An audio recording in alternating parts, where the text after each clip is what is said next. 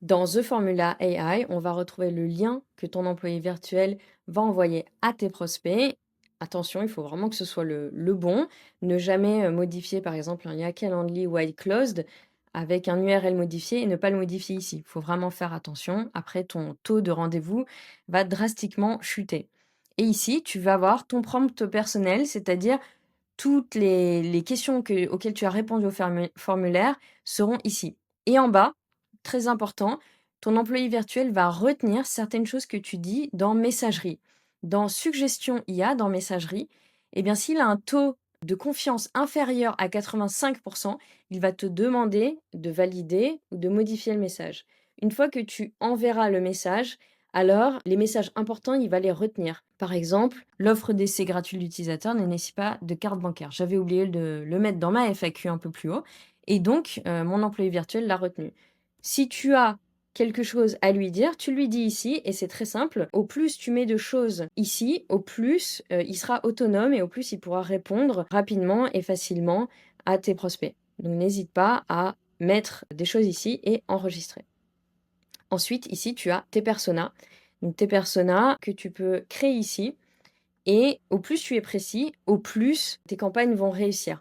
Parce que les variables vont être adaptées et quand tu vises, par exemple, quelqu'un qui est à Paris ou à Marseille, eh bien, c'est bien de le dire, dans, par exemple, tes messages ou, quelqu'un qui a, certaines compétences ou qui fait un certain job. Au plus ce sera précis, au mieux ce sera pour la conversion. Et donc ici, tu peux rentrer dans un prompt d'un persona et le modifier. Par exemple, dans une campagne IA, qu'est-ce qu'il arrive quand, le persona est trop précis? Eh bien, l'IA n'arrive pas à trouver un pourcentage, convenable de prospects qualifiés, à des plus de 15/20. Pourquoi? Parce que c'est trop précis. C'est ici que ça se passe. C'est très simple. En fait, ton employé virtuel va venir chercher dans LinkedIn toutes les infos qu'il a pour pouvoir noter un prospect.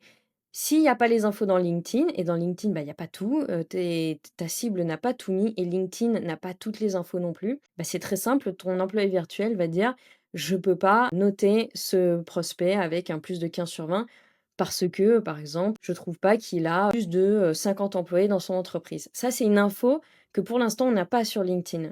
Plus de 50 employés, moins de 50 employés, c'est impossible de savoir. Donc peut-être que ton employé virtuel va mal noter tes prospects. Et donc c'est là qu'il faut desserrer un petit peu la vis dans ton persona, pour mettre moins de choses et tu verras même en mettant moins de choses, il va quand même trouver des super prospects. Voilà, c'est ici que se jauge la notation des prospects dans les campagnes IA. Et enfin, le style d'écriture, bah, tu peux en avoir plusieurs parce que tu peux, par exemple, aller prendre un influenceur que tu aimes bien ou quelqu'un, qui écrit bien et prendre son style d'écriture.